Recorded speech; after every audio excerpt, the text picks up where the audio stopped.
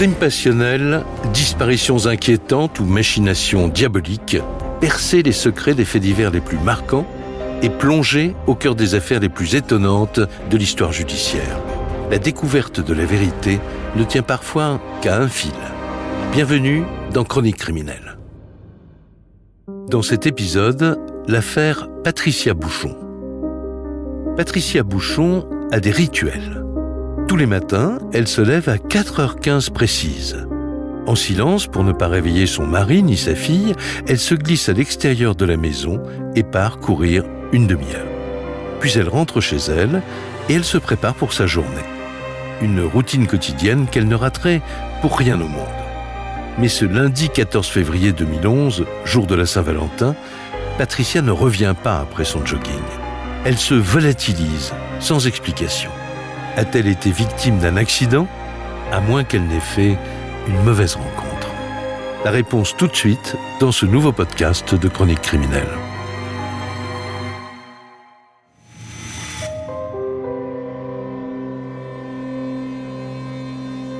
Lundi 14 février 2011, vers 4h30 du matin. Dans le froid de l'hiver, une femme court, seule, le long d'une route de campagne.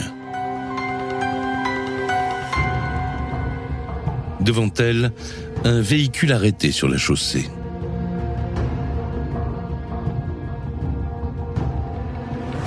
Subitement, la voiture démarre et la rattrape. Quelques mètres plus loin, son conducteur frappe la joggeuse qui s'écroule. Il tente de la déshabiller, mais elle crie et se défend de toutes ses forces. Il l'étrangle. Puis, l'homme emporte le corps sans vie de la femme et l'abandonne dans un fossé. C'est le début d'une affaire criminelle qui va traumatiser une région tout entière pendant de longs mois.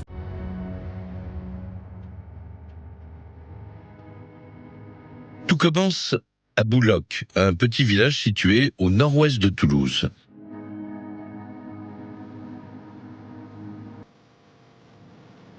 C'est là que vivent Patricia, 49 ans, et son mari, Christian, 51 ans. Elle est assistante dans un cabinet d'avocats. Lui travaille pour la grande distribution. Cela fait 3 ans qu'ils ont quitté la région parisienne pour mener une vie tranquille, loin des bruits de la ville.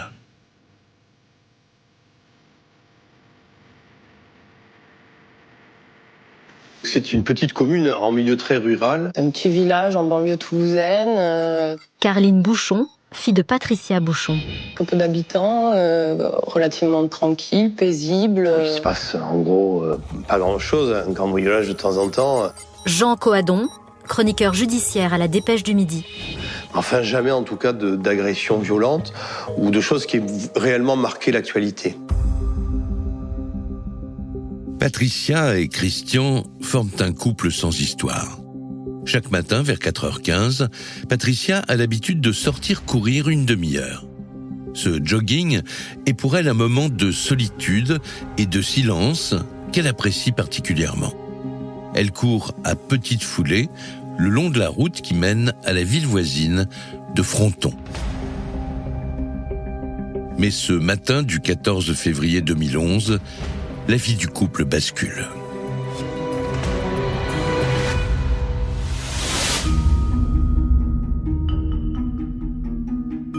Il est maintenant 5h45. Christian Bouchon se réveille.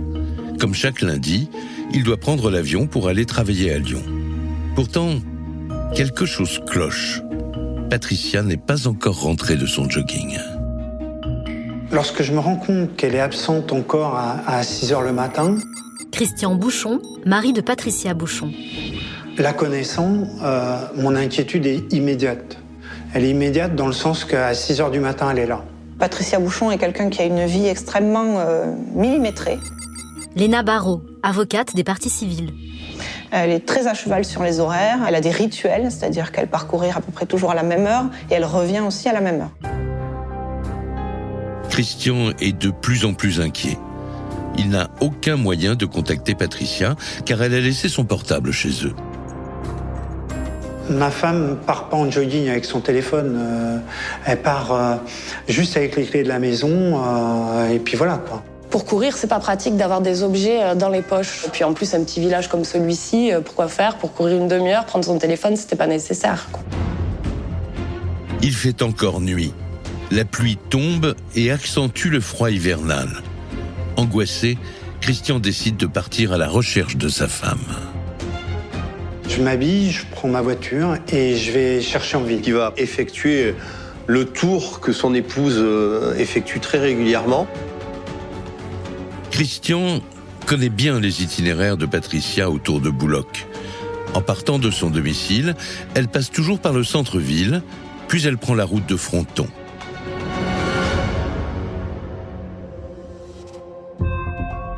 Cela fait maintenant une bonne heure que Christian cherche sa femme. Et toujours rien. Aucune trace de la joggeuse. Alors il se résout à contacter la gendarmerie. Quand le tour en voiture ne donne rien, il s'inquiète forcément et il donne l'alerte. On envoie une patrouille sur place. Ils appellent à droite à gauche en fait leurs collègues pour commencer à regarder sur Bouloc les voitures qui étaient en circulation. Elle a pu se faire mal en courant, elle avait des problèmes de tendinite, donc peut-être que c'est ça qui a été réveillé par l'exercice physique. Finalement, bon, elle est quelque part en train de marcher, mais on ne trouve rien. Les heures passent et aucune nouvelle de Patricia. À la brigade, plusieurs hypothèses sont envisagées. Qu'est-ce qu'on peut envisager avec une femme qui disparaît? Le mari, il comprend pas. C'est vraiment pas dans les habitudes de son épouse de disparaître comme ça. Elle a une vie qui est très très réglée. La fugue, non, elle serait jamais partie comme elle est en jogging. Donc, j'ai jamais pensé à ça, quoi. Jamais. C'est une mère de famille assez rangée. Stéphane Boucher, chroniqueur judiciaire. C'est pas le genre de personne à avoir des sautes d'humeur ou à quitter tout du jour au lendemain. Les gendarmes se rendent compte que Patricia est une femme sans histoire. Alors peut-être est-elle blessée.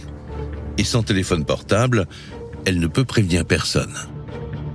Ce qui a été envisagé par la famille immédiatement, c'est l'accident. La famille n'était pas ravie qu'elle parte courir, vous vous doutez bien, le matin, de nuit, ça inquiétait tout le monde. On est en plein hiver, c'est un endroit qui a quand même pas mal de brouillard la nuit. Il y a aussi cette hypothèse-là, qu'elle ait été heurtée par un véhicule et qu'elle ait été peut-être blessée accidentellement. Pour moi, elle était à l'hôpital. Quelqu'un l'avait ramassée et elle se trouvait dans un hôpital quelque part.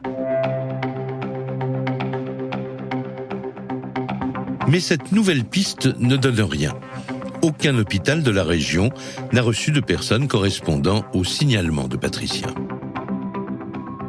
Ça commençait à faire très très peur que le tour des hôpitaux avait rien donné. Elle a disparu, mais où, pourquoi pas d'elle-même en tout cas. L'angoisse monte d'un cran quand les forces de l'ordre apposent partout dans le village des avis de recherche pour disparition inquiétante. Le moment où, avec mon père, on a compris qu'il se passait quelque chose de réellement grave, c'est lorsqu'on a vu le visage de ma mère placardé partout dans Bouloc. La disparition inquiétante, elle a été évaluée dans la journée de lundi. C'est-à-dire que quand, dans l'après-midi du lundi, les gendarmes ont trouvé aucun élément sérieux, ils ont compris qu'il y avait là un vrai problème. Là, on se dit, il s'est passé quelque chose de grave. Sandra Damiano, sœur de Patricia Bouchon. Sûrement que Pat a fait une mauvaise rencontre. Dès lors, l'enquête est confiée à la section de recherche de Toulouse.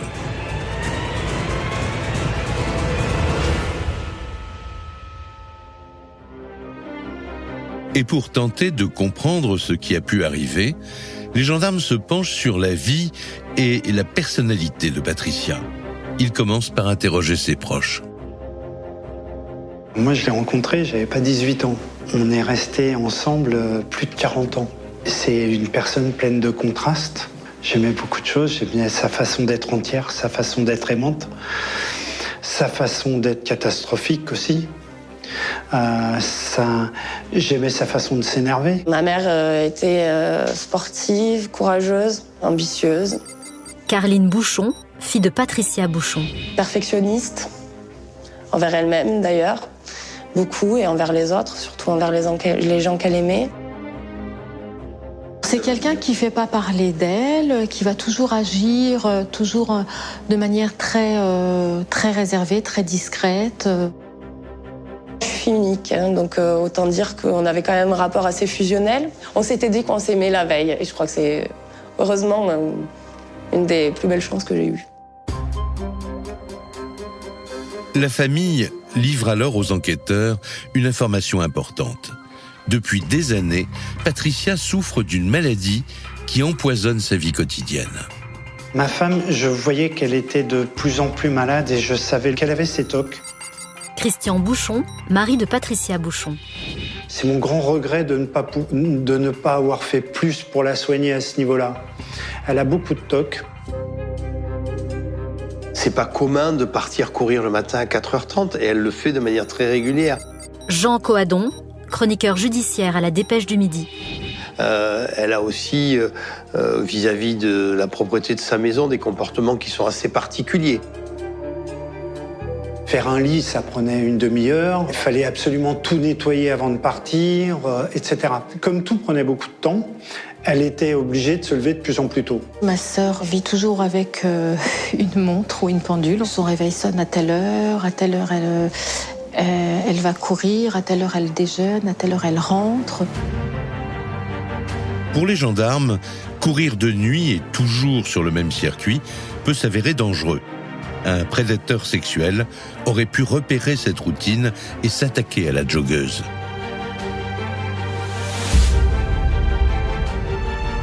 Alors, dès le lendemain de sa disparition, il renforce le dispositif de recherche pour retrouver Patricia. C'est simple, on est en plein film d'horreur, quoi. J'ai jamais vu autant d'hélicoptères survoler un village comme Bouloc. J'ai jamais vu autant d'escadrons de gendarmes fouiller des champs. Il y a également une forte mobilisation des gendarmes mobiles qui vont sonder un certain nombre de lacs, de puits. Les plongeurs vont notamment vérifier le canal latéral de la Garonne qui est un peu plus loin. Bouloc était envahi de gendarmes et de militaires. Il y a une cellule de recherche vraiment très très active. À ce moment-là, on a le sentiment qu'on va trouver très très rapidement dans des temps vraiment très courts. On y croit vraiment. Ce dispositif hors norme se révèle vite payant, car cette mobilisation exceptionnelle provoque un rebondissement qui marque le premier tournant de l'enquête.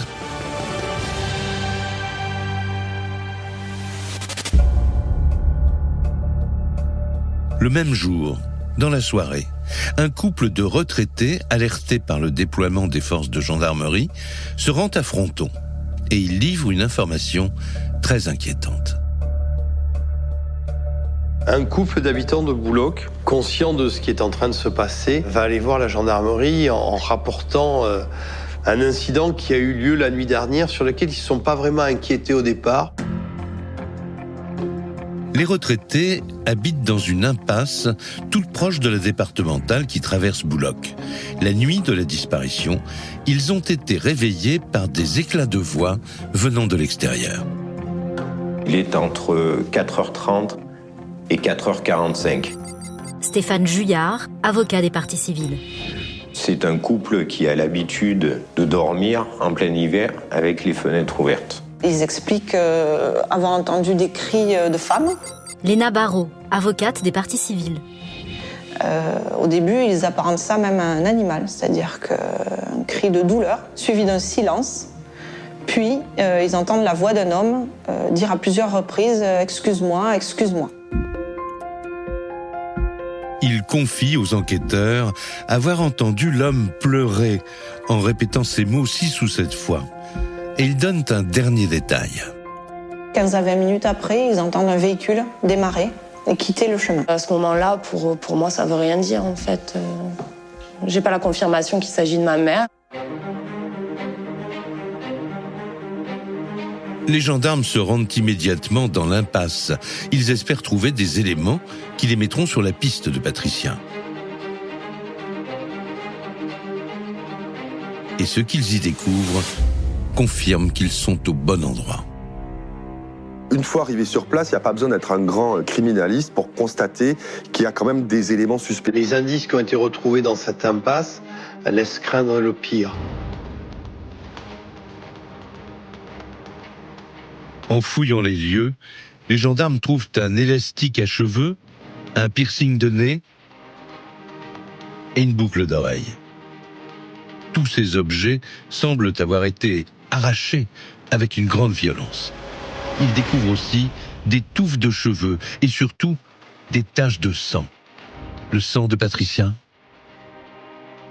De suite, on présuppose qu'il y a eu une agression extrêmement longue et violente à cet endroit-là, puisque effectivement les traces de sang sont repérées à 40 mètres, puis 110 mètres. C'est une première catastrophe qui se passe. Qu'on vous amène un piercing, une boucle d'oreille, que vous attestez que c'est votre femme. Et là où c'est la grosse catastrophe, c'est qu'on vous dit qu'on a trouvé une tache de sang qui, par rapport à sa profondeur, peut aller jusqu'à 1 litre.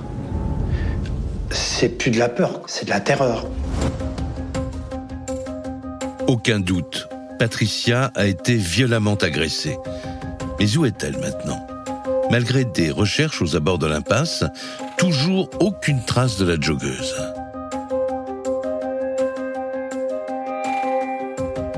Le corps de Patricia Bouchon n'est pas là. Bien sûr, on vérifie dans le champ qui est juste à côté, mais aussi autour, et on ne trouve rien. Les enquêteurs isolent une trace de pneu. On peut s'imaginer Stéphane Boucher, chroniqueur judiciaire. que Patricia soit toujours vivante, qu'elle ait été peut-être embarquée, mise, pourquoi pas, dans le coffre de cette voiture et emmenée vers une destination inconnue. Face à ces indices inquiétants, la justice déclenche une procédure pour enlèvement et violence. Les gendarmes n'écartent aucune piste, y compris celle de l'entourage familial. Et ils se tournent tout naturellement vers la dernière personne à l'avoir vue vivante, son mari, Christian. Les enquêteurs devinent que c'est quand même un couple au comportement assez particulier. Patricia Bouchon, elle est réglée sur une organisation extrêmement stricte.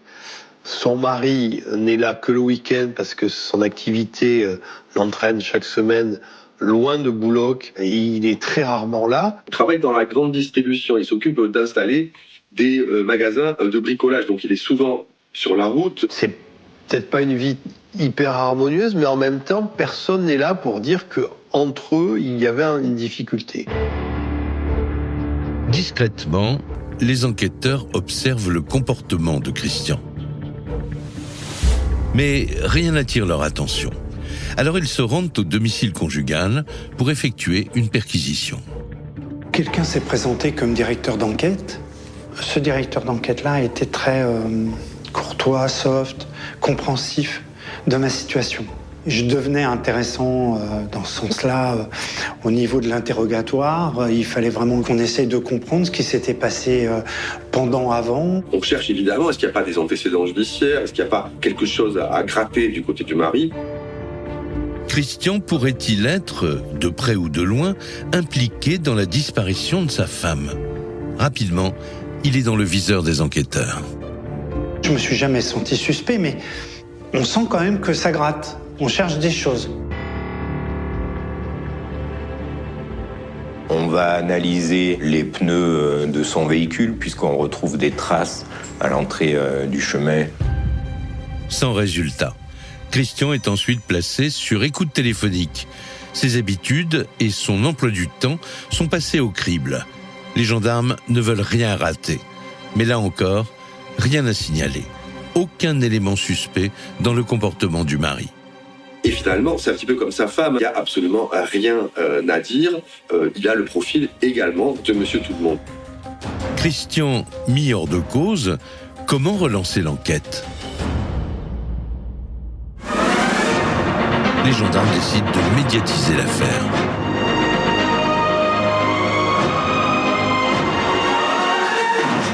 Cette disparition qui inquiète au plus haut point les enquêteurs, une femme de 49 ans n'a plus donné de nouvelles depuis hier matin tout près de Toulouse. Elle était partie courir de très bonne heure en pleine campagne. Pour l'instant, les enquêteurs ne disposent d'aucun élément personnel ni d'aucun indice concret qui leur permette de privilégier une piste quelconque. Mais une semaine plus tard, l'enquête fait un bond en avant. Un homme se présente à la gendarmerie et il affirme avoir vu Patricia lors de son jogging matinal le jour de sa disparition.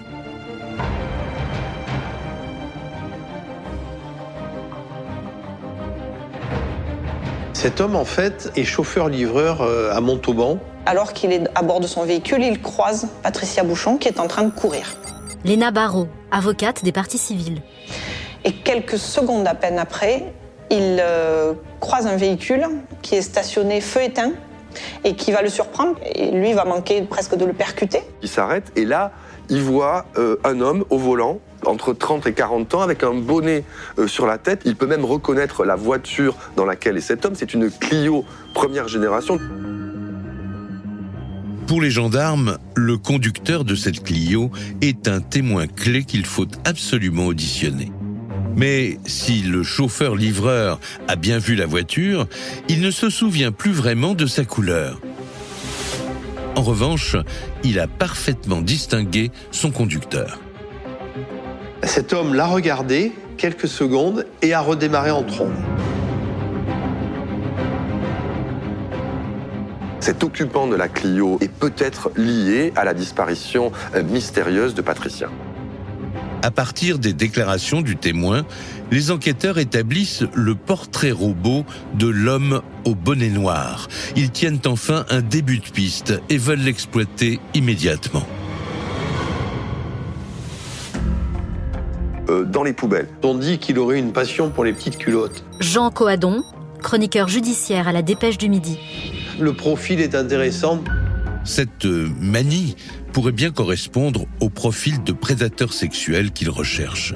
D'autant que le jeune homme confesse être sorti fouiller les poubelles cette fameuse nuit du 14 février. Pour la famille de la joggeuse, l'espoir de la retrouver vivante renaît enfin. Il y a quand même un moment d'euphorie. Carline Bouchon, fille de Patricia Bouchon. Parce qu'on se dit qu'on va enfin savoir où est ma mère, qui l'a agressée, pourquoi, pour quelle raison.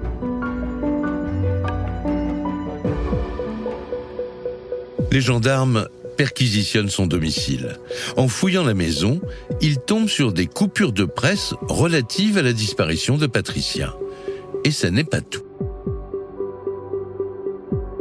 Il possède une Clio et on se souvient que le témoin qui est passé là a décrit une Clio. Des éléments qui placent le jeune éboueur tout en haut de la liste des suspects. Alors, l'interrogatoire se poursuit. Mais une fois encore, la piste ne donnera rien. On mène des vérifications, son emploi du temps qui colle pas vraiment, mais puis la fameuse voiture qui pouvait être une piste intéressante, en fait, elle est en panne. On constate très vite que ce véhicule n'a pas pu se trouver à l'endroit de la disparition de Patricia Bouchon. Ce n'est donc pas la Clio aperçue par le chauffeur-livreur. Faute de preuves, le jeune homme est relâché. Retour donc à la case départ pour les gendarmes. Pourtant, il faut faire vite, car Patricia est peut-être encore vivante. Et il y a quand même la pression sur les enquêteurs, parce que si elle a été séquestrée... Stéphane Boucher, chroniqueur judiciaire. Plus les jours passent et plus l'espoir de la retrouver vivante s'amenuise. On ne peut pas s'empêcher d'imaginer que quelqu'un la retient et lui fait du mal. Les gendarmes intensifient leurs recherches. Ils organisent d'autres battues, sondent à nouveau les points d'eau, explorent chaque mètre carré des bois alentours. Et ils interrogent sans relâche les habitants. Sans résultat. L'enquête est au point mort.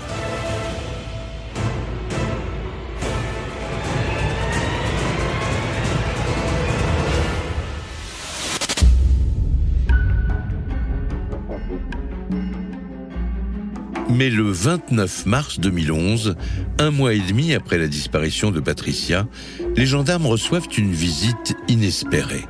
Celle d'un chasseur qui connaît bien la région.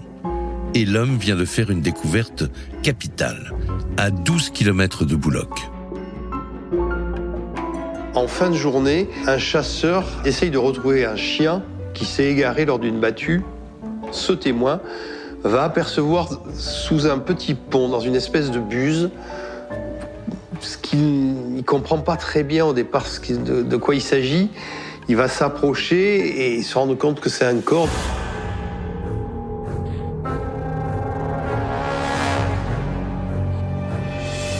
Un corps humain, visiblement une femme. Elle a un jogging, ce qui peut évidemment laisser penser à Patricia.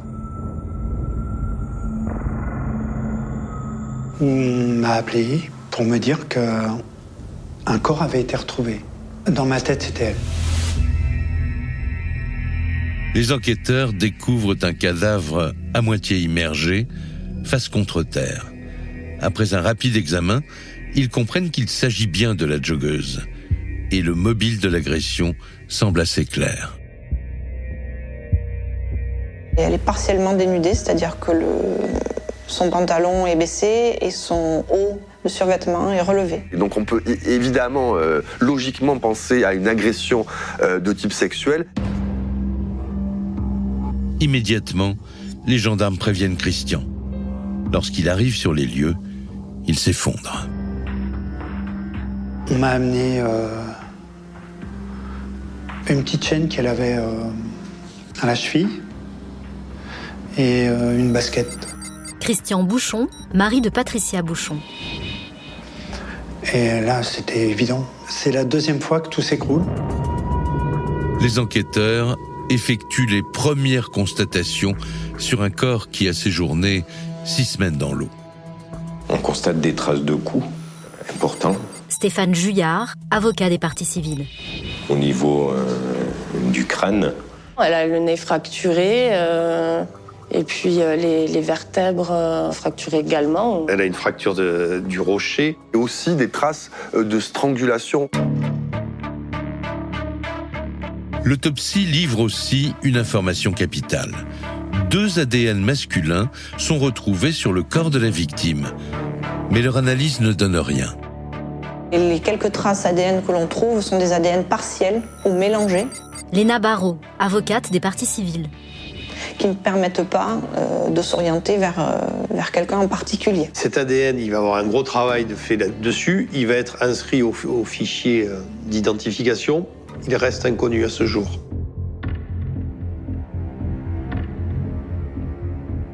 Pour les gendarmes, c'est la douche froide. Mais cela ne les empêche pas, à ce stade de l'enquête, d'échafauder un premier scénario du meurtre. Patricia court le long de la route. Elle passe devant une Clio arrêtée sur le bas-côté. La voiture aurait ensuite démarré, l'aurait rattrapée et son conducteur en serait descendu. Il aurait agressé Patricia dans l'impasse, là où ont été retrouvés ses bijoux arrachés. Puis, il aurait tenté de la violer, mais devant sa résistance, il aurait fini par la tuer. Enfin, il aurait transporté son corps à 12 km de là, à Villematier, là où le chasseur l'a découvert. Grâce à l'autopsie, les enquêteurs confirment que la joggeuse est morte étranglée, mais qu'elle n'a pas été violée. Sur le profil du tueur, par contre, c'est l'impasse.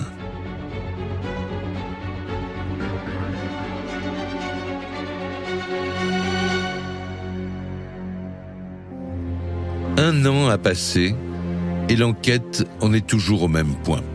Aucune piste sérieuse n'a été découverte.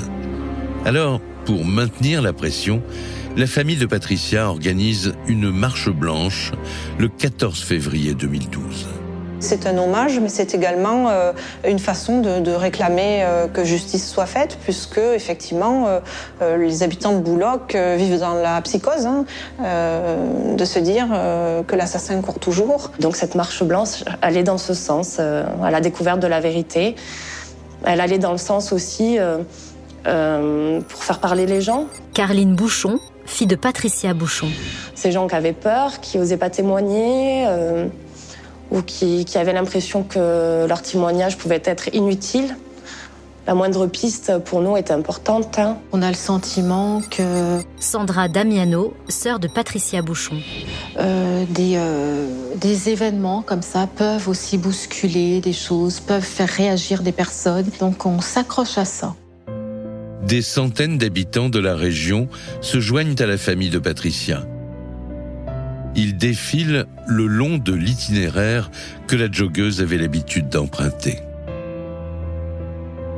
Beaucoup de gens que je connaissais absolument pas étaient là et ça a quand même impacté beaucoup de gens, quoi. Et ces gens-là, ils sont avec nous ce jour-là, quoi. C'est important. On n'a pas l'impression que ça puisse nous toucher personnellement. Et finalement, quand ça vous arrive, c'est pas juste une famille qui est touchée, c'est tout un village, c'est toute une région. Et puis ça donne de la force. Durant cette année, les gendarmes ne sont pas restés inactifs. Ils ont vérifié 1400 Clio et effectué 1600 tests ADN. Ils ont entendu 2200 personnes et 13 suspects ont été placés en garde à vue, sans aucun résultat. Il ne leur reste qu'un seul élément pour tenter de retrouver l'agresseur, le portrait robot du conducteur de la Clio. Jusqu'alors, ils ne l'avaient présenté qu'aux habitants de la région. Cette fois, ils décident de le diffuser au niveau national. Et le 4 décembre 2013, presque 3 ans après les faits, l'enquête connaît enfin un rebondissement. Un témoin se présente à la gendarmerie et il affirme qu'il a reconnu le conducteur de la Clio. Une personne va dire c'est Laurent Dejean. Jean Coadon, chroniqueur judiciaire à la Dépêche du Midi.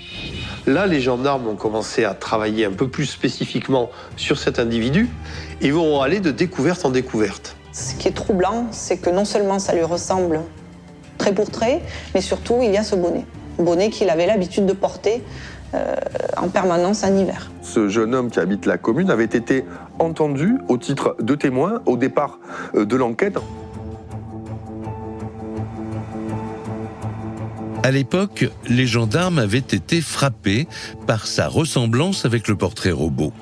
Ils avaient vérifié son emploi du temps au moment du crime, mais rien n'avait retenu leur attention. Aujourd'hui, tout est remis en cause, car après ce témoignage, des dizaines d'autres sont recueillis, et ils disent tous la même chose. La Dépêche du Midi va diffuser le portrait robot. Les gens qui voient le portrait robot disent mais oui, ce monsieur on le connaît. 31 personnes l'ont reconnu, c'est pas 2, c'est 31, donc bon, on peut se tromper, mais quand même. Donc il était quand même pour moi relativement ressemblant.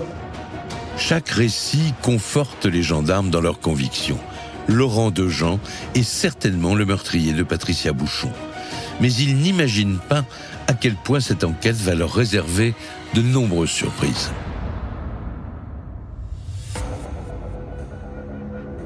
Pour commencer, ils s'intéressent de plus près à la personnalité du suspect.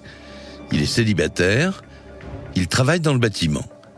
Il est plutôt solitaire, mais il s'en porte très facilement. Et surtout, il présente une grande fragilité intellectuelle.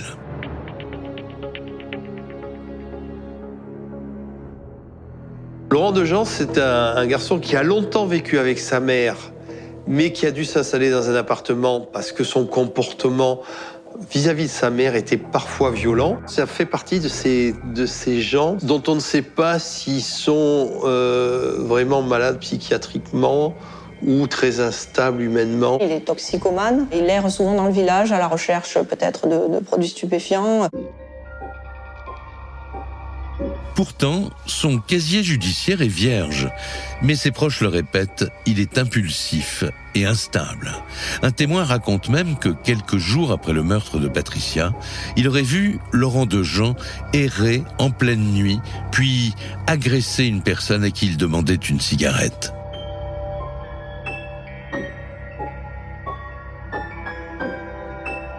D'autres témoins, au contraire, le décrivent comme un homme simple et très attachant. Il est gentil. Guy Debuisson, avocat de la défense. C'est un garçon parfaitement cordial qui a l'habitude de parler de tout, de la nature en particulier, de sport. Atteint d'une légère déficience mentale, Laurent Dejean est placé sous curatelle renforcée. c'est-à-dire qu'un adulte, en l'occurrence sa mère, doit l'assister dans sa vie quotidienne. À 35 ans, il a du mal à se gérer tout seul. Il n'est pas autonome. On ne peut pas dire que ça soit véritablement un marginal au sens strict du terme. Stéphane Boucher, chroniqueur judiciaire. Mais c'est quelqu'un qui est un petit peu à la dérive. On a entendu des personnes qui ont dit qu'il se promenait la nuit. On sait pertinemment que c'était un type travailleur qui se levait tôt pour travailler. Face à cet individu souffrant de troubles mentaux, comment les auditions vont-elles se dérouler ?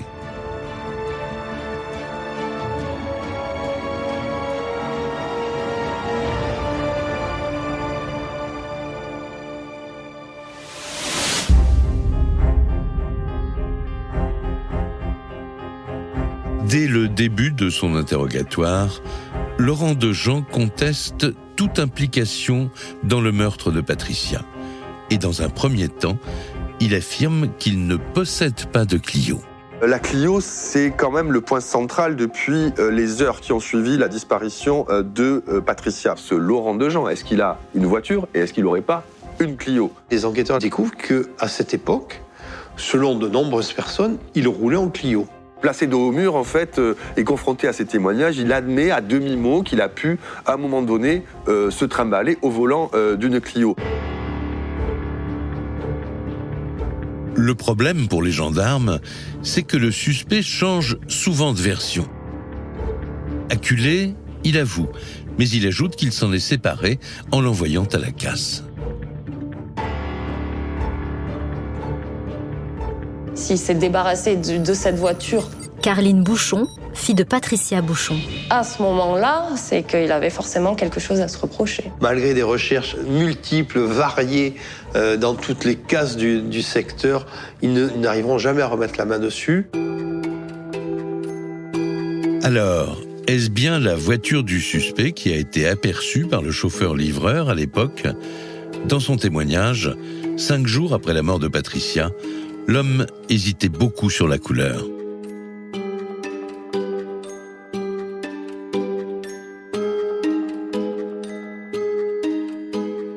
On s'est rabattu du côté de l'enquête sur cette voiture en se disant bon, on n'a rien. Et on a essayé de multiplier des problèmes concernant la voiture qu'aurait eu Laurent Dejean à ce moment-là. Voiture blanche, pas voiture blanche, etc. Le témoin va flotter lui-même, il ne sait pas tellement. Moi, si je vois une voiture plein phare dans un village et que je suis obligé de freiner, je vais dire de manière très claire quelle est cette voiture. Le véhicule dont il a été fait état. Pierre Debuisson, avocat de la défense. Il n'était absolument pas gris comme il a pu être évoqué par le témoin. Pour les gendarmes, la piste de la Clio n'est pas concluante. Alors ils décident de creuser l'emploi du temps de Laurent Dejean au moment du meurtre de Patricia. Et une fois encore, les propos du suspect ne sont pas très clairs. Il explique qu'il était en arrêt maladie à l'époque en raison d'une douleur à l'épaule. Lorsque les enquêteurs vérifient cette déclaration, ils se rendent compte qu'à nouveau, il ment. Aurait-il quelque chose à cacher ? Après le 14 février, Laurent Dejean a été malade. Il n'est plus venu travailler. La question intéresse les enquêteurs qui font des vérifications et qui se rendent compte qu'à cette période, à ce mois de février 2011... Jean Coadon, chroniqueur judiciaire à la Dépêche du Midi. Laurent Dejean est allé consulter un psychiatre à Toulouse qui lui a donné un traitement et que donc il était, semble-t-il, en crise. Les gendarmes établissent qu'après la disparition de Patricia, ces troubles psychotiques s'accentuent. Le maire de Bouloc lui-même demande son internement à l'hôpital Marchand de Toulouse, spécialisé en psychiatrie. Cette personne était un peu troublée, ou du moins a troublé un peu l'ordre public. J'avais dû procéder à un internement. Laurent Dejean est un personnage qui va se faire un plaisir de mentir aux enquêteurs par rapport au véhicule d'abord, par rapport ensuite au motif de son hospitalisation. Léna Barrault, avocate des parties civiles. Il va indiquer qu'il est en arrêt de travail, qu'il s'est blessé, qu'en réalité, Laurent Dejean était interné. Il a été admis à un hôpital psychiatrique. C'est quelqu'un qui a quelques soucis d'ordre psychiatrique, mais ces soucis-là vont s'aggraver d'une manière spectaculaire, quelques jours à peine après la disparition de Patricia Bouchon. Il ne veut pas dire qu'il est branque. Passez-moi l'expression toulousaine. Hein. C'est pas agréable de dire, bon, je sors de chez les pimpins, j'étais dans un hôpital spécialisé en psychiatrie, etc. Guy Debuisson, avocat de la défense. Mais quand on lui posera la question nous-mêmes, nous, ces avocats, et il nous répondra, moi, je ne veux pas que les gens sachent que j'ai des problèmes psychiatriques. Les gendarmes comprennent qu'ils ont affaire à un suspect dont les troubles mentaux fragilisent toutes les déclarations. Mais les experts estiment qu'il est suffisamment responsable de ses actes. Alors, la garde à vue se poursuit. En continuant l'interrogatoire, il découvre un autre élément troublant. Laurent Dejean connaît l'endroit où on a retrouvé le corps. Il a travaillé à Ville-Mathieu chez les agriculteurs qui sont peut-être même pas à 300 mètres de l'endroit où le corps a été retrouvé. Le lieu est situé sur une petite route de campagne. C'est une route que Laurent Dejean dira avoir empruntée des centaines de fois, que ce soit durant son adolescence en mobilette ou plus tard en voiture. Est-ce que c'est le hasard ? Il y a des hasards difficiles à croire. Dans tous les petits villages, les enfants, les adolescents, il est de ce village, il est né là, etc. Les enfants, les adolescents, dans un rayon de 15-20 km, connaissent tous les endroits, parce qu'on y a joué, parce qu'on est allé à tel endroit pour chasser, pour pêcher. Ce n'est pas un argument, bien sûr, que l'on puisse retenir. Pourtant, les gendarmes en sont convaincus, ils sont sur la bonne piste. Mais lorsqu'ils interrogent leur suspect sur cette étrange coïncidence, ce dernier se met à tenir des propos incohérents. Il va dire qu'il a vu ce jour-là une trace de sang sur la route, sauf que l'endroit qu'il décrit, on est à 50 mètres au moins de l'endroit où ont été retrouvées les taches de sang dans l'impasse. Il donne des éléments qui ne correspondent pas à la réalité. Alors, qui c'est qui parle là ? Est-ce que c'est Laurent Dejean qui cherche à se protéger ? Est-ce que c'est Laurent Dejean qui, une espèce de délire, ne sait pas de quoi il parle ? Est-ce qu'il n'y a pas un petit peu d'affabulation ? Est-ce que ce personnage un petit peu fantasque, un petit peu marginal, n'aurait pas des choses à leur cacher ? Quand on vous dit on va vous mettre en prison parce qu'on vous soupçonne d'avoir tué une personne, quand vous avez un caractère bien trempé, ça va. Si vous êtes fragile, on sait qu'il est fragile, il est sous curatelle, vous commencez à flotter, il a l'esprit qui vagabonde un peu. Les gendarmes sont perplexes. Sont-ils face à un malade qui a des bouffées délirantes ou au contraire face à un simulateur cherchant à éviter les questions gênantes ? De nombreux éléments en font un coupable idéal. Mais les gendarmes n'ont aucune preuve formelle. Alors même s'il reste dans le viseur, Laurent Dejean est relâché.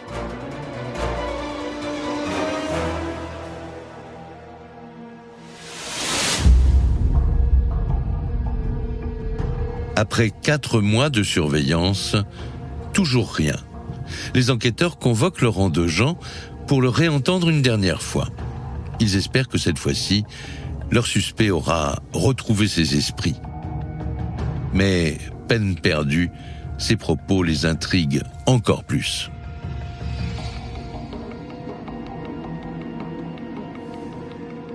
Il dit notamment qu'il a fait le deuil de Patricia Bouchon.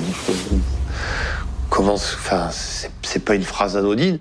Il a fait le deuil de ma mère, alors que peut-être une demi-heure auparavant, il disait qu'il ne la connaissait pas. Caroline Bouchon, fille de Patricia Bouchon. Il parle de ma mère comme une femme magnifique. C'est un profil qui Stéphane Juillard, avocat des parties civiles. Qui fait peur quand vous êtes face à une personne qui vous dit une telle chose qui est peu commune. Et ce n'est pas tout. Son attitude à l'égard de Patricia choque les enquêteurs. Quand on lui présente une photo de la victime, Stéphane Boucher, chroniqueur judiciaire. Il l'embrasse spontanément, presque tendrement, et ça, pour les enquêteurs, évidemment que ça interpelle. Nous connaissons mal les conditions dans lesquelles Laurent Dejean a été interrogé au départ, en garde à vue, quand il se retrouve dans un environnement qu'il ne connaît pas, qu'il ne maîtrise pas. Pierre Debuisson, avocat de la défense. Il peut être perdu et se livrer à des propos qui ne correspondent pas tout à fait à sa propre pensée, et quelques minutes plus tard, ne pas se souvenir exactement et précisément ce qu'il a dit. Je pense que la pression, elle est surtout de la condition dans laquelle on est. Jean-Marc Benkemoun, expert psychiatre. Garde à vue, c'est déjà quelque chose de terrible. Le sujet qui délire, c'est un sujet vulnérable. Au moment de la garde à vue, si vous avez un sujet délirant, il n'y a pas de raison qu'il continue pas à délirer, quoi. Des propos troublants, mais trop incohérents pour accuser formellement Laurent Dejean. Une nouvelle fois, celui-ci ressort libre de la garde à vue. Nous sommes au mois de juin 2014, près de 3 ans et demi après le meurtre de Patricia. Face à toutes ces incertitudes, la famille s'impatiente et les gendarmes sont sous pression. Il leur reste cependant un atout pour tenter de confondre leurs suspects. C'est le chauffeur-livreur, auteur du portrait robot. Si ce témoin capital peut reconnaître formellement le suspect sur photo, il pourrait alors présenter Laurent Dejean au juge. Le 24 juin, le chauffeur-livreur est convoqué à la gendarmerie. Face à lui, 12 clichés.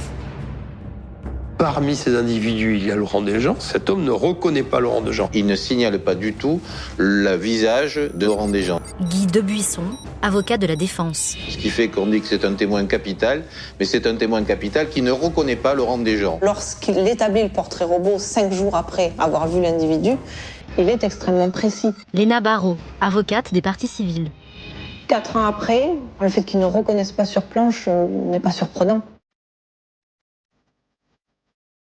Le dossier est de plus en plus fragile car les enquêteurs perdent un témoignage clé. Mais il leur reste une dernière chance de confondre Laurent Dejean. Confronter son ADN aux 2 empreintes génétiques masculines retrouvées sur le corps de Patricia. On pouvait espérer que ça puisse éclairer les enquêteurs et là, ça ne matche pas. Stéphane Boucher, chroniqueur judiciaire. L'ADN de Laurent Dejean n'a pas été retrouvé sur le corps de la victime. Il est impossible que sur une agression aussi violente qui va probablement entraîner la mort de la victime, on ne retrouve pas l'ADN de Laurent Dejean si c'est lui qui est l'auteur des coups qui ont été portés à Patricia Bouchon. Au terme de leur enquête, les gendarmes n'ont établi aucun lien entre Laurent Dejean et Patricia Bouchon. C'est au procureur de décider de poursuivre ou non le suspect. Sa décision tombe en février 2015. Cette affaire à présent qui revient à la une de l'actualité, il y a 4 ans, une femme qui faisait son jogging près de Toulouse avait été assassinée et aujourd'hui, un suspect a été mis en examen pour homicide volontaire. Le procureur a repassé tout le dossier au crible. S'il n'y a pas de preuves formelles, tous les indices convergent vers Laurent Dejean. Le fait d'avoir caché qu'il possédait une Clio, son habitude de rôder la nuit, et enfin, ses déclarations contradictoires et incohérentes. Mais ces éléments restent insuffisants, selon son avocat. Il a fallu 4 ans pour finalement décider de façon très surprenante de le mettre en examen, alors qu'il n'y avait aucun élément permettant d'envisager l'existence de charges sérieuses. Même s'il clame toujours son innocence, le prévenu est placé en détention provisoire à la maison d'arrêt de Seyss, près de Toulouse. Maintenant qu'il est mis en examen, les enquêteurs doivent impérativement étayer leur dossier au cas où il serait renvoyé aux assises. Alors ils organisent une reconstitution de la disparition de Patricia. Et à la surprise des enquêteurs, cette reconstitution fragilise un peu plus la thèse de l'accusation. Le premier doute survient dans l'impasse où réside le couple de témoins qui a entendu des cris et des pleurs. On va demander à Laurent Dejean de parler. Jean Coadon, chroniqueur judiciaire à la Dépêche du Midi. Pour que les témoins, fenêtre ouverte à quelques dizaines de mètres, essayent d'identifier sa voix. Ils vont dire Laurent Dejean n'a absolument rien à voir avec la voix et les cris du criminel cette nuit-là. Sur le plan émotionnel, il ne se trouve bien évidemment pas dans les mêmes circonstances. Et donc la voix peut en être modifiée. J'imagine que quand on tue quelqu'un, notre voix peut être différente. Les enquêteurs qui étaient sûrs de détenir le coupable doivent se rendre à l'évidence. Les éléments à charge sont remis en cause les uns après les autres. La Clio n'a pas été retrouvée, le témoin ne l'identifie pas sur la planche photographique, son ADN n'est pas présent sur le corps de Patricia et le couple de retraités ne reconnaît pas sa voix. C'est pas sur une voie qu'on peut se baser. Stéphane Juillard, avocat des parties civiles. Pour exonérer quelqu'un de sa responsabilité. Chaque fois qu'il y a un élément concret, l'ADN, pas d'ADN des gens. Le tapissage, on reconnaît tout le monde sauf des gens. Guy Debuisson, avocat de la défense. Les voix, on entend les voix, c'est pas celle de des gens. Ça commence à faire beaucoup. Mais un dernier élément fait douter les enquêteurs. Ils apprennent que lorsqu'il a des crises de violence à l'égard de ses proches, tout de suite après, il s'excuse. Ça ressemble quand même beaucoup aux phrases qui ont été entendues par ce couple. Carline Bouchon, fille de Patricia Bouchon. Excuse-moi, plusieurs fois de la part d'un homme. Laurent Desjean n'était pas proche de Patricia Bouchon et qu'il ne la tutoyait pas. Pierre Debuisson, avocat de la défense. Ce qui démontre que celui qui a tué Patricia Bouchon était forcément un proche de la victime. Pour les défenseurs de Laurent Desjean, ce tutoiement, suivi des mots « je ne voulais pas ça », désigne un tout autre coupable. Ils soupçonnent Christian, le mari de Patricia. C'était peut-être le mari qui l'avait suivi, qui avait une difficulté, et que le tutoiement vient du fait que, bien entendu, c'était son mari, qu'il ne voulait pas ça parce qu'il y a eu une forme de violence. Et ne voulant pas ça, c'était quoi ? Je ne voulais pas te tuer ? Le fait d'aller courir nuit après nuit à 5h, 4h, 6h du matin, c'est quelque chose d'étonnant. Et ça peut légitimement faire penser à une relation extra-conjugale et donc, par voie de conséquence, à une vengeance sentimentale du mari. Face à ces accusations, le mari se dit prêt à affronter les défenseurs de Laurent Desjean. Ils ont mal lu le dossier. C'est tout ce que la défense a trouvé, donc je trouve que c'est très bien pour la partie civile. Moi, j'ai ma conscience pour moi et voilà. Christian Bouchon, mari de Patricia Bouchon. J'ai ma conscience, mais on en discutera, je pense, avec la défense. Et je saurai leur expliquer. S'il y a des choses qu'ils n'ont pas bien compris, je saurai leur expliquer. Mes parents, ils se sont connus très jeunes, ils se sont jamais quittés. C'est l'exemple type de l'amour pour moi. C'est la plus belle référence d'histoire d'amour que je connaisse. De leur côté, les enquêteurs ont mis Christian Bouchon hors de cause depuis longtemps. Ils restent convaincus qu'il s'agit de l'œuvre d'un prédateur sexuel qui avait repéré Patricia lors de ses joggings matinaux et qu'il a agi sous le coup de l'impulsion. Car ils ont aussi déterminé que Laurent Desjean, à l'époque, était en pleine déception amoureuse. Toute crise humaine va pouvoir potentiellement participer au fait que ce jour-là, on passera à l'acte. Jean-Marc Benkemoun, expert psychiatre. Quelqu'un qui a été mis au chômage ou quelqu'un qui vit une rupture sentimentale. Il avait une petite amie. Sandra Damiano, sœur de Patricia Bouchon. Elle l'a quitté et on pense qu'il s'est jamais remis de cette rupture. Il y a un truc étrange quand même, ça s'est passé un 14 février, le jour de la Saint-Valentin. Ma mère ressemblait énormément apparemment à son ex-copine. Il s'est fait rejeter et ça lui a pas plu. Au mois de février 2018, 7 ans après le meurtre de Patricia Bouchon, Laurent Desjean est renvoyé devant les assises. C'est un soulagement lorsque le renvoi aux assises est confirmé. Léna Barrault, avocate des parties civiles. Mais au final, on s'en doutait. Je m'attendais à tout sauf à ça. Je m'étais dit, là, on a gagné, on a enfin convaincu.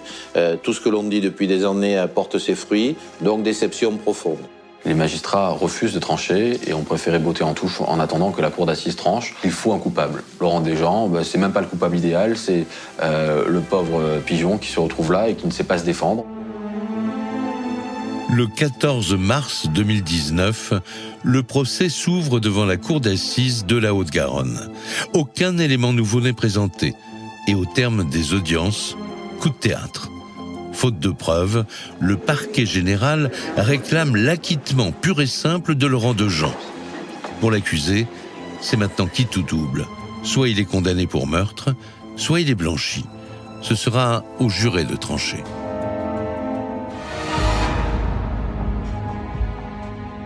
Après 15 jours de débat, le verdict tombe. Déclaré coupable de meurtre, Laurent Dejean bénéficie cependant de circonstances atténuantes en raison de ses troubles psychotiques. Il est condamné à 20 ans de prison. La famille de Patricia Bouchon est soulagée. Justice est rendue. Les avocats ont été super. Patricia, il n'y a pas de haine là-dedans. Pourquoi de la haine? Ça sert à rien. La haine, il est malade. Tout le monde en est conscient, convaincu. J'espère qu'il sera soigné. On remercie finalement les jurés, la Cour, d'avoir pris conscience et de ne pas avoir été dupe de Laurent Dejean. Ses avocats font immédiatement appel de cette condamnation. Un nouveau procès devra établir si Laurent Dejean est, oui ou non, le meurtrier de Patricia Bouchon.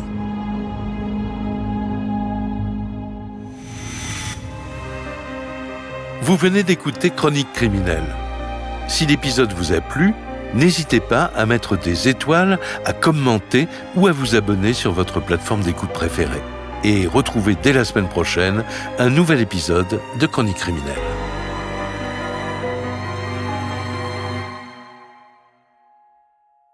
Dans le calme feutré du petit village de Bouloc, situé au nord-ouest de Toulouse, la vie semblait suivre un cours paisible et immuable. C'était un lieu où le silence de la campagne n'était rompu que par le chant des oiseaux ou le souffle du vent dans les arbres. Dans ce décor serein, Patricia Bouchon, une femme de 49 ans, avait construit une existence fondée sur la douceur et une discipline personnelle admirable. Elle était une épouse aimante et une mère dévouée, travaillant avec rigueur comme assistante dans un cabinet d'avocats. Sa vie était une symphonie de rituels rassurants, une danse quotidienne qu'elle exécutait avec une précision métronomique. Chaque matin, alors que le monde était encore plongé dans les bras de Morphée, le réveil de Patricia sonnait à 4h15 précises. Dans la pénombre de la maison familiale, elle se levait avec une légèreté de plume pour ne pas troubler le sommeil de son mari Christian et de sa fille Carline. Ce moment de solitude était pour elle une parenthèse enchantée, un temps pour soi avant que les exigences de la journée ne commencent. Elle glissait hors de la demeure, s'enfonçant dans l'air frais de la nuit pour sa séance de jogging habituelle de 30 minutes. C'était son souffle de liberté, une routine qu'elle chérissait plus que tout. Pourtant, le lundi 14 février 2011, le jour où le monde célébrait l'amour pour la Saint-Valentin, le destin décida de s'écarter du chemin tracé. Vers 4h30 du matin, sous un ciel d'hiver glacial et une pluie fine, Patricia courait le long de la route de campagne, ignorant qu'elle allait devenir le cœur d'une énigme qui bouleverserait la région entière. Elle ne revint jamais chez elle. Christian Bouchon se réveilla vers 5h45. Ce matin-là, il devait prendre l'avion pour Lyon pour ses activités dans la grande distribution. Mais une ombre d'inquiétude vint assombrir son esprit. Patricia n'était pas là. À 6h, l'absence de sa femme devint une source d'angoisse insupportable. Patricia était une personne dont la vie était réglée comme du papier à musique. Elle était extrêmement à cheval sur les horaires et ne manquait jamais à ses engagements. Sans son téléphone portable, qu'elle laissait toujours à la maison pour courir plus librement, elle était injoignable. Christian, le cœur battant, prit sa voiture pour parcourir les itinéraires habituels de son épouse, espérant la voir apparaître au détour d'un chemin, peut-être ralenti par une simple douleur physique. Mais les routes de Bouloc restèrent désespérément vides. L'alerte fut donnée à la gendarmerie. Au début, l'espoir d'un accident banal ou d'une blessure légère habitait les esprits. On imaginait Patricia dans un hôpital, incapable de s'identifier. Mais aucun établissement de la région n'avait admis de patiente correspondant à son signalement. La disparition fut rapidement jugée inquiétante. Carline, sa fille, ressentit un froid glacial l'envahir lorsqu'elle vit les avis de recherche placardés dans tout le village. Le visage de sa mère, si rayonnant d'ordinaire, était désormais le symbole d'une attente insoutenable. La section de recherche de Toulouse prit alors les rênes de l'enquête. Les gendarmes plongèrent dans l'intimité de cette famille sans histoire pour comprendre qui était vraiment Patricia. Ils découvrirent une femme courageuse, ambitieuse et perfectionniste, bien que fragile face à certaines angoisses quotidiennes. Elle souffrait de troubles obsessionnels compulsifs qui l'obligeaient à des rituels de nettoyage minutieux, ce qui expliquait son besoin de se lever si tôt pour tout accomplir avant de partir au travail. Sa relation avec sa fille était fusionnelle, empreinte d'un amour immense et sincère. L'enquête connut un premier tournant décisif grâce au témoignage d'un couple de retraités vivant près de la route départementale. Ces derniers rapportèrent avoir entendu, entre 4h30 et 4h45, des cris de détresse suivis d'un silence lourd.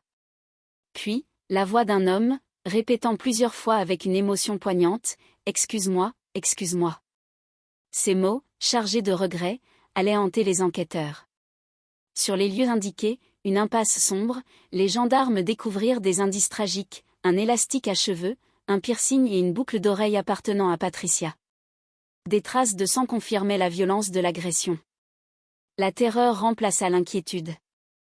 Pendant plusieurs semaines, les forces de l'ordre déployèrent des moyens exceptionnels.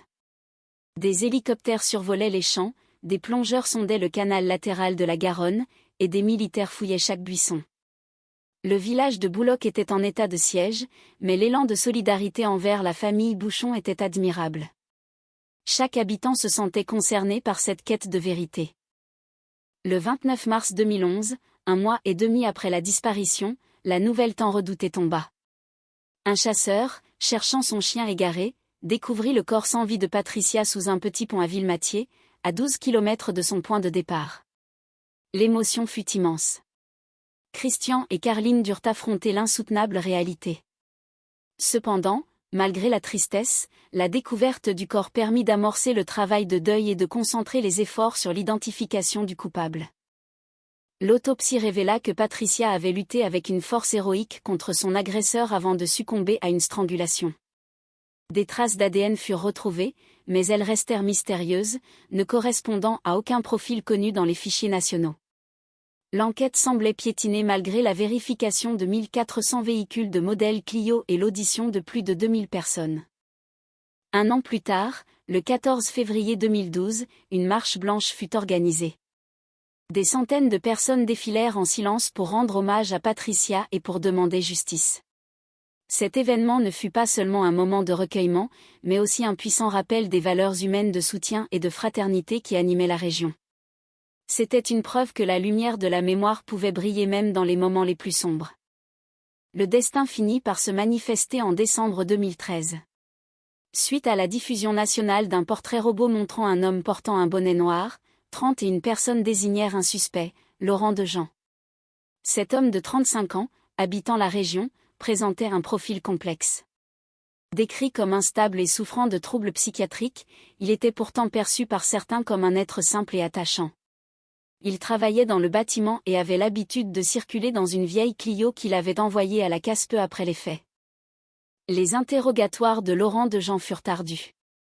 Ses versions changeaient, ses souvenirs s'embrouillaient, mais les témoignages s'accumulaient. Les enquêteurs découvrirent qu'il avait été en arrêt maladie au moment du drame et qu'il présentait un comportement de plus en plus étrange après la disparition de la joggeuse. Bien que les preuves matérielles fussent ténues, la persévérance des gendarmes et la force des témoignages permirent de construire un dossier solide. Cette affaire, bien qu'empreinte de mystère et de douleur, souligne avant tout la résilience d'une famille et l'unité d'un village. Elle nous rappelle que la vérité finit souvent par émerger, portée par la détermination de ceux qui refusent d'oublier. La mémoire de Patricia Bouchon reste vivante, non comme une victime du destin, mais comme une femme dont la vie était guidée par l'amour, la discipline et la tendresse. Son histoire continue d'inspirer par la force de l'affection que ses proches lui portent encore aujourd'hui, prouvant que même face à l'inexplicable, la solidarité humaine et la quête de justice sont les piliers qui nous permettent de rester debout. La découverte de la vérité est un chemin long et tortueux, mais c'est un voyage essentiel pour que la paix puisse enfin revenir dans les cœurs meurtris. À Bouloc, le souvenir de la joggeuse du matin reste un symbole de courage, nous enseignant que chaque vie est précieuse et que l'espoir ne doit jamais s'éteindre, quelles que soient les épreuves rencontrées le long du chemin de l'existence. Au cœur de la région toulousaine, là où les briques rouges des maisons semblent capturer les derniers éclats d'un soleil généreux, se trouve le village de Bouloc. C'est un endroit paisible, une bourgade où le temps semble s'écouler avec une lenteur bienveillante, loin du tumulte incessant des grandes métropoles. Dans ce décor rural, la vie suit un cours prévisible et rassurant, marqué par le chant des oiseaux à l'aube et le murmure du vent dans les champs de blé. C'est ici, dans cette atmosphère empreinte de sérénité, que se noue une histoire où la quête de la vérité devient un moteur puissant, un voyage au centre des mystères de l'âme humaine et des méandres de la justice. Parfois, la découverte du secret le plus enfoui ne tient qu'à un fil, une simple intuition ou un souvenir fugace. Patricia Bouchon était une femme de rituel. Pour elle, chaque minute de la journée avait sa place, comme les pièces d'un puzzle minutieusement assemblées. Sa vie était une symphonie de gestes précis, une chorégraphie quotidienne qui lui apportait une forme de paix intérieure. Chaque matin, alors que le reste du monde était encore plongé dans les bras de Morphée, son réveil sonnait à 4h15 précises. En silence, avec une grâce presque aérienne pour ne pas réveiller son époux Christian ni leur fille Carline, elle se glissait hors du lit. Elle appréciait ce calme absolu, ce moment où elle était seule avec ses pensées. Elle enfilait sa tenue de sport et sortait dans la fraîcheur de la nuit pour sa séance de jogging d'une demi-heure. C'était sa respiration, son instant de liberté avant que les responsabilités de sa journée d'assistante dans un cabinet d'avocat ne reprennent le dessus. Le lundi 14 février 2011 commençait comme tous les autres lundis. C'était la Saint-Valentin, une journée traditionnellement consacrée à l'amour et à la tendresse. Pourtant, ce matin-là, la routine rassurante allait se briser. Patricia ne revint pas de sa course. Elle s'évapora dans l'obscurité hivernale, laissant derrière elle un vide immense et une multitude de questions. S'agissait-il d'un accident malheureux sur une route de campagne glissante ? Ou avait-elle fait une mauvaise rencontre dans le silence du petit matin ? Vers 4h30, le froid de l'hiver enveloppait encore les chemins de Bouloc. Une silhouette courait seule le long de la route de campagne. Au loin, un véhicule était arrêté sur la chaussée, ses phares trouant la nuit. Soudain, la voiture démarra et rattrapa la joggeuse. Quelques mètres plus loin, une altercation violente éclata. Un homme frappa Patricia, qui s'écroula sur le sol gelé. Malgré sa résistance héroïque, malgré ses cris qui déchiraient le silence, l'agresseur l'étrangla avant d'emporter son corps sans vie pour l'abandonner dans un fossé, loin des regards. Ce fut le point de départ d'une affaire qui allait marquer durablement les esprits et traumatiser toute une région. À Bouloc, Patricia, 49 ans, et Christian, 51 ans, incarnaient l'image d'un couple harmonieux. Ils avaient quitté la région parisienne 3 ans auparavant pour chercher la tranquillité du sud-ouest.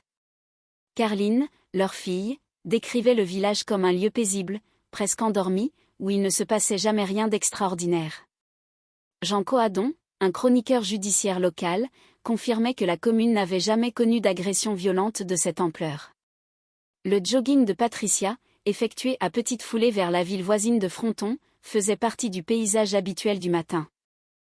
À 5h45 ce 14 février, Christian Bouchon se réveilla. Il devait s'envoler pour Lyon pour son travail dans la grande distribution. Immédiatement, il sentit que quelque chose n'allait pas. Le côté du lit de Patricia était vide, mais elle aurait déjà dû être de retour pour se préparer. À 6h, son inquiétude devint une angoisse sourde. Patricia était d'une ponctualité exemplaire, ses horaires étaient millimétrés. Léna Barrault, l'avocate des parties civiles, soulignera plus tard à quel point la vie de Patricia était réglée comme une horloge. Christian savait qu'elle n'avait pas son téléphone portable sur elle, car elle ne s'en encombrait jamais pour courir une simple demi-heure dans un village aussi sûr. Sous la pluie fine et le froid cinglant, Christian prit sa voiture pour parcourir l'itinéraire habituel de sa femme. Il passa par le centre-ville, puis prit la route de Fronton, scrutant chaque fossé, chaque buisson. Rien. Le vide absolu.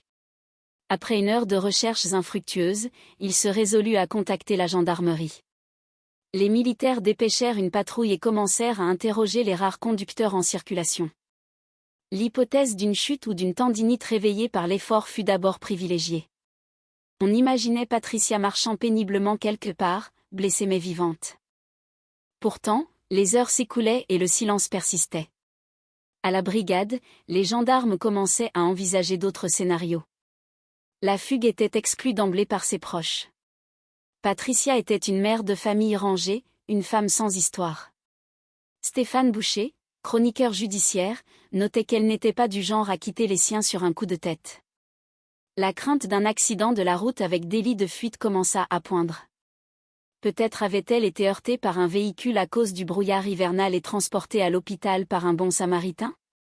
Mais aucun établissement de santé de la région n'avait admis de patiente correspondant à son signalement. L'angoisse se mua en terreur lorsque des avis de recherche furent placardés dans tout le village. Pour Carline et son père, voir le visage de Patricia sur ces affiches fut le moment où la réalité les frappa de plein fouet. La section de recherche de Toulouse prit alors la direction de l'enquête. Ils brossèrent le portrait d'une femme complexe et aimante. Christian se souvenait d'une épouse entière, parfois un peu nerveuse, mais profondément dévouée. Sa fille la décrivait comme une personne courageuse et perfectionniste, avec qui elle entretenait un rapport fusionnel.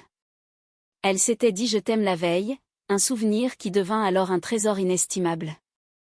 L'enquête révéla également que Patricia souffrait de troubles obsessionnels compulsifs qui l'obligeaient à se lever de plus en plus tôt pour accomplir ses tâches ménagères avec une minutie extrême avant de partir courir. Cette routine immuable, effectuée de nuit, était devenue, sans qu'elle le sache, une vulnérabilité. Un prédateur aurait pu l'observer et apprendre ses habitudes. Le lendemain de la disparition, le village de Bouloc fut envahi par les forces de l'ordre. Des hélicoptères survolaient les champs, des plongeurs sondaient le canal latéral de la Garonne, et des escadrons de gendarmes fouillaient chaque recoin de la commune. L'espoir de la retrouver rapidement était encore vif. Un tournant majeur survint le soir même. Un couple de retraités vivant dans une impasse proche de la route départementale vint témoigner. Ils expliquèrent avoir été réveillés entre 4h30 et 4h45 par des cris de femmes. Dans le silence de la nuit, ils avaient entendu un cri de douleur suivi d'un silence pesant. Puis, la voix d'un homme avait répété à plusieurs reprises « Excuse-moi, excuse-moi ». Le témoin précisa que l'homme semblait pleurer.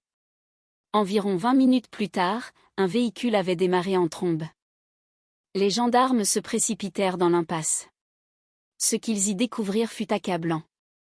Ils retrouvèrent un élastique à cheveux, un piercing de nez et une boucle d'oreille, des objets manifestement arrachés avec violence. Des touffes de cheveux et des taches de sang furent également identifiées. Le sang appartenait à Patricia. L'agression avait été longue et brutale. Christian, confronté à ces indices, sombra dans la terreur. Une trace de pneu fut isolée, suggérant que Patricia avait pu être emmenée de force dans un coffre de voiture. La justice déclencha alors une procédure pour enlèvement et violence.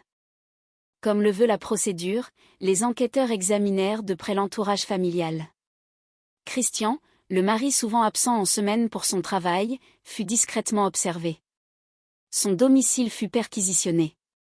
Bien que les gendarmes aient été courtois, Christian sentit le poids du soupçon peser sur lui. Ses pneus furent analysés, son téléphone placé sur écoute. Cependant, rien ne vint étayer cette piste. Christian n'avait aucun antécédent et son comportement était celui d'un homme dévasté par le chagrin. Il fut rapidement mis hors de cause. Le 21 février, l'affaire fut médiatisée à l'échelle nationale. Une semaine après la disparition, un chauffeur-livreur se présenta spontanément. Il affirma avoir croisé Patricia pendant son jogging, puis, quelques secondes plus tard, avoir failli percuter un véhicule stationné feux éteints. Au volant, il avait distingué un homme d'une trentaine d'années portant un bonnet noir. La voiture était une Clio de première génération. Ce témoignage permit d'établir un premier portrait robot. Les gendarmes interrogèrent alors les travailleurs de l'Aube, notamment les éboueurs. L'un d'eux, un jeune homme solitaire de Bouloc, attira leur attention. Il n'avait pas d'alibi et possédait une étrange collection de sous-vêtements féminins trouvés dans les poubelles. Il possédait également une Clio. La famille de Patricia crut un instant que le mystère allait être résolu. Mais après vérification, sa voiture était en panne depuis longtemps et son emploi du temps ne correspondait pas. Il fut relâché. Le 29 mars 2011, un mois et demi après le début du drame, un chasseur à la recherche de son chien fit une découverte macabre à 12 km de Bouloc, sous un petit pont à Villematier. Un corps humain, partiellement immergé et dénudé, gisait face contre terre. C'était Patricia. Christian dut identifier une petite chaîne de cheville et une basket. Ce fut un deuxième effondrement pour la famille. L'autopsie révéla des fractures multiples au crâne et aux vertèbres, ainsi que des traces de strangulation. 2 traces d'ADN masculin furent retrouvées, mais elles étaient trop partielles pour être exploitées par les fichiers nationaux. Le scénario se précisait, une agression dans l'impasse, une tentative de viol contrée par la résistance farouche de Patricia, puis le meurtre par strangulation et le transport du corps. Pendant 1 an, l'enquête piétina malgré 1400 Clio vérifiés et 1600 tests ADN effectués. Le 14 février 2012, une marche blanche fut organisée à Bouloc. Des centaines de personnes défilèrent en hommage à Patricia, réclamant justice dans un village encore sous le choc. Cette mobilisation apporta de la force à Christian et Carline. Le 4 décembre 2013, près de 3 ans après les faits, le portrait robot diffusé nationalement porta ses fruits. Un témoin identifia un certain Laurent Dejean. 31 personnes confirmèrent par la suite la ressemblance frappante, insistant particulièrement sur le bonnet que l'homme portait en permanence. Laurent Dejean était un ouvrier du bâtiment, célibataire, décrit comme impulsif et souffrant de fragilité psychologique. Il était connu pour errer la nuit et avait déjà eu des comportements instables. Lors des interrogatoires, Dejean nia farouchement. Il commença par prétendre qu'il n'avait jamais possédé de Clio, avant d'admettre qu'il en avait eu une mais qu'il l'avait envoyée à la case juste après le meurtre. Cette voiture ne fut jamais retrouvée. Il mentit également sur son emploi du temps, prétendant être en arrêt maladie. L'enquête sur cet homme complexe montra qu'il habitait le secteur et connaissait parfaitement les routes de campagne. Malgré l'absence de preuves matérielles irréfutables comme l'ADN, un faisceau d'indices concordants et les nombreux témoignages visuels placèrent Laurent Dejean au centre de l'accusation. Le combat pour la vérité, porté par la persévérance des gendarmes et la dignité de la famille Bouchon, se poursuivit avec l'espoir que la lumière soit enfin faite sur cette tragédie. La mémoire de Patricia, femme de courage et de principe, continuait d'inspirer ceux qui luttaient pour que la justice triomphe, rappelant que même dans l'obscurité la plus profonde, la solidarité humaine reste une flamme qui ne s'éteint jamais. Dans le calme feutré du petit village de Bouloc, situé au nord-ouest de la ville de Toulouse, l'aurore n'est pas encore là mais une vie s'éveille déjà avec une régularité de métronome. Nous sommes dans une région paisible où le temps semble s'écouler plus doucement qu'ailleurs, au cœur de cette campagne française où tout le monde se connaît et où les portes restaient souvent ouvertes, signe d'une confiance partagée par une communauté soudée. Patricia Bouchon, une femme de 49 ans, est le cœur battant de sa petite famille. Elle est assistante dans un cabinet d'avocats, une profession qui demande de la rigueur, mais c'est dans sa vie personnelle que sa quête de perfection s'exprime le plus intensément. Pour elle, chaque jour est une partition qu'il faut jouer sans fausse note. Tous les matins, alors que les aiguilles de la pendule indiquent précisément 4h15, Patricia quitte la chaleur du lit conjugal. Elle se glisse en silence dans la pénombre de la maison pour ne pas troubler le sommeil de son mari, Christian, 51 ans, ni celui de leur fille, Carline. C'est un rituel presque sacré, un moment de solitude qu'elle chérit par-dessus tout. Elle enfile sa tenue de sport, lasse ses chaussures et s'aventure à l'extérieur. Dehors, l'air frais de l'hiver saisit le visage, mais Patricia ne recule jamais. Elle commence sa course à petite foulée, longeant la route qui mène vers la ville voisine de Fronton. Ce jogging de 30 minutes est sa façon de saluer le monde avant qu'il ne s'agite, une bulle de liberté avant de reprendre le cours d'une vie rythmée par des habitudes immuables. Patricia est une femme de contraste, pleine de vie et d'une tendresse infinie pour les siens. Sa fille, Carline, parle d'elle comme d'une personne entière, ambitieuse et courageuse, mais aussi capable de s'énerver pour un détail insignifiant, ce qui la rendait si humaine et attachante. Chez elle, la propreté est une vertu cardinale. Faire un lit peut prendre 30 minutes car chaque pli doit être effacé, chaque angle doit être parfait. Ces petits rituels, ces manies que l'on appelle parfois des troubles obsessionnels compulsifs, sont en réalité les piliers de son existence, une manière de rassurer son esprit face à l'imprévisibilité du monde. Christian, son mari, l'aime avec une patience admirable. Bien que son travail dans la grande distribution l'oblige à s'absenter toute la semaine pour installer des magasins à travers la France, le couple reste fusionnel. La veille, il s'était dit qu'il s'aimait, un mot simple qui prendra plus tard une dimension éternelle. Mais ce lundi 14 février de l'année 2011, le jour où l'on célèbre l'amour sous toutes ses formes, la routine se brise. Il est 6h du matin. Christian se réveille, prêt à partir pour Lyon. Le silence de la maison est inhabituel.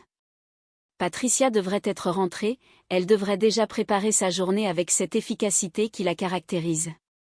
L'inquiétude de Christian est immédiate car Patricia n'est jamais en retard. C'est une femme dont la vie est millimétrée. Elle n'est pas partie avec son téléphone portable, car pour elle, courir une demi-heure dans un village si paisible ne nécessite pas de s'encombrer d'objets inutiles. Christian prend sa voiture, parcourt les itinéraires habituels de sa femme, scrute les bas-côtés de la route de Fronton, appelle son nom dans la nuit finissante, mais il n'y a pas de réponse. La pluie froide commence à tomber, ajoutant une couche d'angoisse à ce matin qui devait être ordinaire. Devant le silence persistant, Christian se résout à contacter la gendarmerie. Très vite, l'alerte est donnée. On imagine d'abord un accident de santé, une chute due à une tendinite, peut-être une mauvaise rencontre avec un automobiliste égaré par le brouillard hivernal. On vérifie les hôpitaux de la région, mais aucune femme correspondant au signalement de Patricia n'a été admise. L'angoisse se transforme en terreur quand les premiers avis de recherche sont placardés dans tout le village. Voir le visage de celle qu'on aime sur un mur, avec la mention disparition inquiétante, est une épreuve qu'aucune famille ne devrait vivre. La section de recherche de Toulouse prend les commandes. On fouille les puits, on sonde le canal latéral de la Garonne, on mobilise des hélicoptères et des centaines de militaires. Le village de Bouloc est en état de siège, mais la vérité reste cachée sous les ombres des champs environnants. Un premier tournant survient lorsqu'un couple de retraités apporte un témoignage glaçant. Ils habitent près d'une impasse proche de la route départementale. Cette nuit-là, entre 4h30 et 4h45, ils ont entendu des cris de femmes, des sons de douleur suivis d'un silence lourd. Puis, la voix d'un homme qui répétait inlassablement « Excuse-moi, excuse-moi », environ 6 ou 7 fois. Cet homme pleurait, semblant regretter un geste irréparable. Les gendarmes se précipitent sur les lieux et découvrent des indices qui ne laissent plus de place au doute sur la violence de la scène, un piercing de nez, une boucle d'oreille, un élastique à cheveux et une tache de sang importante. Patricia a été agressée avec une férocité inouïe. On trouve aussi une trace de pneu, suggérant que son agresseur l'a emportée dans un véhicule. Les soupçons se portent un temps sur l'entourage, comme c'est souvent le cas dans ces tragédies. Christian, le mari dévoué, est observé, son emploi du temps est passé au crible, sa voiture est analysée. Mais rien ne vient entacher l'image de cet homme brisé par l'absence. On s'intéresse ensuite à un jeune éboueur du village, un garçon solitaire aux manies étranges, qui possède une voiture de type Clio, similaire à celle aperçue par un témoin. Un chauffeur-livreur a en effet raconté avoir croisé une joggeuse, puis quelques secondes plus tard, avoir failli percuter une Clio arrêtée feu éteint, conduite par un homme portant un bonnet noir. Le jeune éboueur est placé en garde à vue, mais son véhicule est en panne et ne correspond pas aux traces trouvées. Il est relâché, et l'enquête replonge dans le noir. Pendant des semaines, le mystère reste entier, jusqu'à ce qu'un chasseur, cherchant son chien égaré le 29 mars 2011, découvre un corps sous un petit pont à Villematier, à 12 km de Bouloc. C'est Patricia. Elle a été étranglée et frappée violemment. Le monde s'écroule une seconde fois pour Christian et Carline. Pourtant, même dans cette horreur, la dignité de la famille reste intacte. Ils organisent une marche blanche un an plus tard, réunissant des centaines de personnes pour réclamer justice et ne pas oublier celle qui illuminait leur vie. Ils refusent de céder à la haine, préférant célébrer la mémoire de Patricia par des actes de solidarité et d'amour. L'espoir renaît 3 ans après les faits quand, suite à la diffusion nationale du portrait robot de l'homme au bonnet, un témoin désigne Laurent Dejean. C'est un homme de 35 ans, fragile psychologiquement, connu pour son impulsivité et sa consommation de stupéfiants. 31 personnes reconnaissent ses traits sur le portrait robot. Laurent Dejean possédait une Clio dont il s'est mystérieusement débarrassé juste après le crime. Malgré ses dénégations et ses versions changeantes, les enquêteurs accumulent des indices troublants. Laurent est un être à la dérive, vivant sous la curatelle de sa mère, capable de moments de gentillesse mais aussi d'accès de colère imprévisibles. Ce récit est celui d'une quête de vérité qui a duré de longues années. C'est l'histoire d'une femme qui aimait la vie, la course à pied et sa famille par-dessus tout. C'est l'histoire d'un mari et d'une fille qui n'ont jamais baissé les bras, portés par un amour qui dépasse la mort. Dans cette affaire, la justice a cherché à percer les mystères de l'âme humaine, entre la lumière d'une vie exemplaire et les ténèbres d'un acte insensé. Au-delà de la tragédie, ce que l'on retient de l'affaire Patricia Bouchon, c'est cette force collective d'un village et la résilience d'une famille qui, malgré la douleur, continue de croire en la valeur de la vérité et en la beauté des souvenirs partagés. La mémoire de Patricia continue de courir dans les rues de Bouloc, non plus comme une ombre, mais comme un rappel constant que chaque minute de vie est précieuse et que l'amour est le seul rempart contre l'oubli. Le village de Bouloc s'éveillait doucement sous un voile de brume hivernale en ce matin du 14 février 2011. Pour Patricia Bouchon, cette date ne représentait pas seulement la fête des amoureux, mais le point de départ d'une nouvelle journée orchestrée avec une précision d'orfèvre. À 49 ans, cette femme courageuse et dévouée avait fait de la discipline une forme d'élégance. Son réveil sonna à 4h15 précises. Dans le silence feutré de leur maison, elle glissa hors des draps avec une infinie précaution pour ne pas troubler le sommeil de Christian, son époux, ni celui de leur fille Carline. Elle aimait ces instants de solitude où le monde semblait lui appartenir, une parenthèse de calme avant le tumulte des dossiers qu'elle gérait en tant qu'assistante dans un cabinet d'avocats. Elle enfila sa tenue de sport et quitta la demeure familiale pour entamer son rituel quotidien. Courir une demi-heure chaque matin était pour elle un besoin vital, une manière de se ressourcer au contact de la nature rurale de la Haute-Garonne. Le froid de l'hiver picotait ses joues alors qu'elle s'élançait sur la route menant vers Fronton, mais Patricia ne reculait jamais devant l'effort. Elle aimait la régularité, la ponctualité et la propreté. Ses proches savaient que sa vie était réglée comme une montre suisse, chaque minute ayant sa place et son importance. Cependant, ce lundi-là, le destin allait briser cette harmonie si soigneusement entretenue. Il était 5h45 lorsque Christian Bouchon ouvrit les yeux. Son premier réflexe fut de chercher la présence de Patricia, mais la place à ses côtés était vide. D'ordinaire, à cette heure précise, sa femme était déjà de retour, s'activant silencieusement pour préparer leur départ respectif vers leur lieu de travail. Christian devait s'envoler pour Lyon pour ses obligations dans la grande distribution, mais une angoisse soudaine, sourde et inexplicable, serra son cœur. 6 heures sonnèrent et le silence de la maison devint pesant. Patricia n'était pas là. Cette absence était une anomalie totale, un grain de sable insupportable dans l'engrenage de leur existence millimétrée. L'inquiétude de Christian n'était pas celle d'un mari jaloux, mais celle d'un homme qui connaissait l'absolue fiabilité de sa compagne. Patricia ne partait jamais sans prévenir, et surtout, elle ne partait jamais avec son téléphone portable, jugeant l'objet encombrant pour courir dans la tranquillité de leur village paisible. Seules les clés de la maison tintaient dans sa poche. Dehors, la pluie fine commençait à tomber, rendant l'obscurité plus dense encore. Christian s'habilla en hâte, prit sa voiture et parcourut l'itinéraire habituel de son épouse. Il scruta chaque fossé, chaque buisson, appelant son nom dans la nuit finissante, espérant voir apparaître sa silhouette familière au détour d'un virage. Mais la route restait désespérément déserte. À la brigade de gendarmerie locale, l'alerte fut prise au sérieux dès les premières heures. Bouloc était un village tranquille où les agressions étaient quasi inexistantes. La disparition de Patricia Bouchon était un mystère qui ne collait pas avec le décor de cette commune rurale où tout le monde se connaissait. Les gendarmes envisagèrent d'abord un accident. Peut-être Patricia avait-elle fait une mauvaise chute, victime d'une douleur physique ou d'un malaise. Les recherches s'organisèrent, les hôpitaux furent contactés un à un, mais aucun établissement n'avait admis de joggeuse correspondant à son signalement. La réalité commençait à s'imposer avec une cruauté glaciale, Patricia s'était volatilisée. Dans les jours qui suivirent, le village de Bouloc changea de visage. L'angoisse remplaça la sérénité. Des hélicoptères survolaient les champs, des escadrons de gendarmes sondaient les lacs et les puits, tandis que des militaires fouillaient les bois environnants. Le visage de Patricia, placardé sur tous les murs, devint le symbole d'une quête désespérée pour la vérité. Carline, sa fille, vivait un cauchemar éveillé, se remémorant avec émotion les derniers mots d'amour échangés la veille. La solidarité humaine s'organisa, transformant la douleur individuelle en une force collective.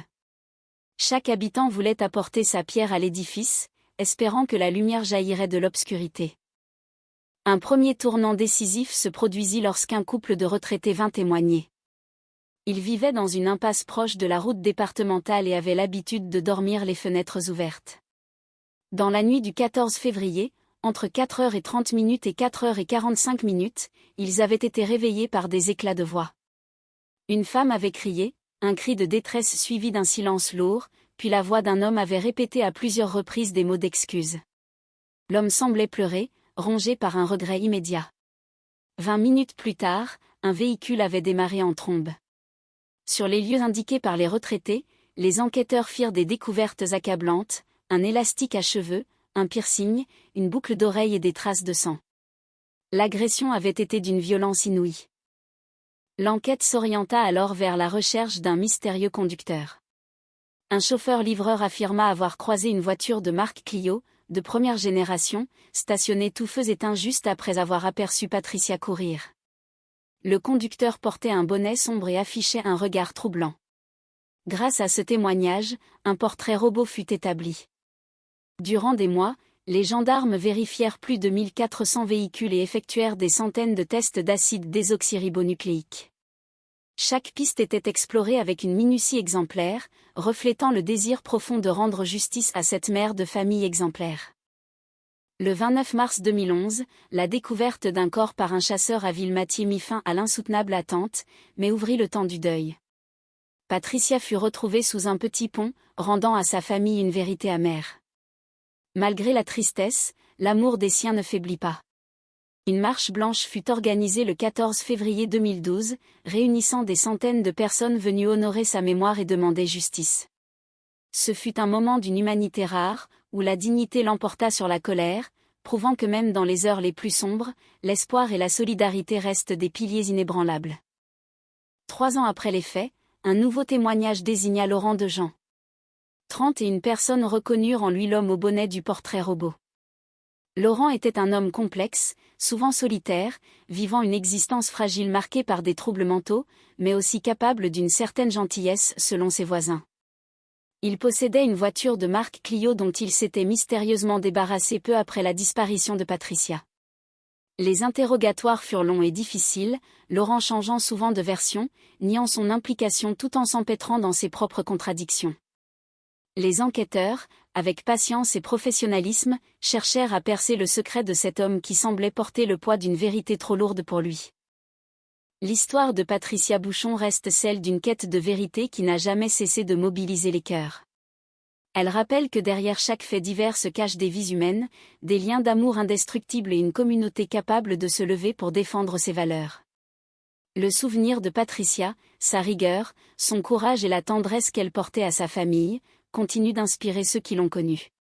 La justice, bien que lente, avance toujours guidée par la ténacité des enquêteurs et la force de l'amour familial qui, comme une flamme dans la nuit, ne s'éteint jamais. L'aube ne s'était pas encore levée sur le petit village de Bouloc, situé au nord-ouest de Toulouse, en cette matinée du 14 février 2011. Le silence régnait dans la demeure des Bouchons, seulement troublé par le souffle régulier des dormeurs. Patricia Bouchon, une femme de 49 ans à la vie rythmée par une discipline exemplaire, s'éveilla à 4h15 précises. C'était son rituel, une promesse qu'elle se faisait à elle-même chaque jour pour savourer un moment de solitude et de liberté avant que le tumulte du monde ne reprenne ses droits. Elle se glissa hors du lit avec une infinie précaution pour ne pas réveiller Christian, son époux depuis plus de 20 ans, ni leur fille Carline. Dans l'obscurité familière de sa maison, elle enfila sa tenue de sport. Patricia aimait l'ordre et la propreté. Pour elle, chaque geste comptait. Avant même de sortir, elle s'assurait que tout était à sa place, car son esprit ne trouvait le repos que dans la perfection des détails quotidiens. Elle quitta la maison en silence, ne prenant avec elle que ses clés, laissant son téléphone portable sur la table, car dans la tranquillité de ce village paisible, elle ne craignait rien. Dehors, le froid de l'hiver enveloppait la campagne. Une pluie fine et glaciale tombait, mais cela n'arrêtait pas Patricia. Elle commença son jogging à petite foulée, suivant l'itinéraire qu'elle parcourait inlassablement, celui qui menait vers la ville voisine de Fronton. C'était son instant à elle, un dialogue entre ses pas et la terre endormie. Cependant, ce lundi de la Saint-Valentin, le destin bascula. Vers 4h30 du matin, alors qu'elle courait seule le long de la route départementale, une ombre surgit du brouillard. Un véhicule était arrêté sur la chaussée, feux éteints. Lorsque la joggeuse passa à sa hauteur, le moteur rugit et la voiture la rattrapa. L'agression fut soudaine et d'une violence inouïe. Malgré sa force de caractère et sa volonté de vivre, Patricia fut emportée par la cruauté d'un destin qu'elle n'avait pas vu venir. À 5h45, Christian Bouchon s'éveilla. Comme chaque lundi, il s'apprêtait à prendre l'avion pour Lyon pour ses obligations professionnelles dans la grande distribution. Mais une inquiétude immédiate le saisit. La place de Patricia était vide, et elle n'était pas rentrée. Chez les Bouchons, le temps était une horlogerie de précision. À 6 heures, Patricia devait être là. Son absence était une anomalie insupportable. L'angoisse monta rapidement. Christian sortit, chercha sa femme dans les rues sombres du village, parcourut ses itinéraires habituels, mais ne trouva que le vide et le silence de la nuit qui s'achevait. À 7 heures, il se résolut à contacter la gendarmerie. Ce fut le début d'une attente interminable et d'une mobilisation sans précédent. Les gendarmes de la section de recherche de Toulouse prirent l'affaire très au sérieux. Bouloc, ce village tranquille où il ne se passait jamais rien, devint le centre d'une enquête monumentale. On fouilla les champs, on sonda les lacs et le canal latéral de la Garonne. Des hélicoptères survolaient la zone tandis que les militaires passaient au peigne fin chaque bosquet.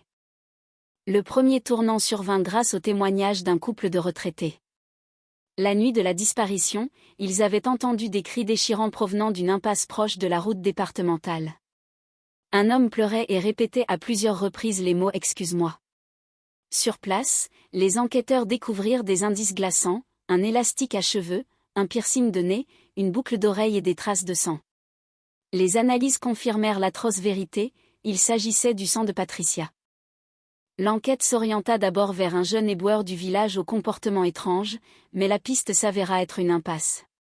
Puis, un chauffeur-livreur apporta un élément crucial. Il avait croisé une Clio de première génération stationnée près du lieu de l'agression et avait aperçu le conducteur, un homme portant un bonnet noir. Un portrait robot fut diffusé, mais le mystère restait entier.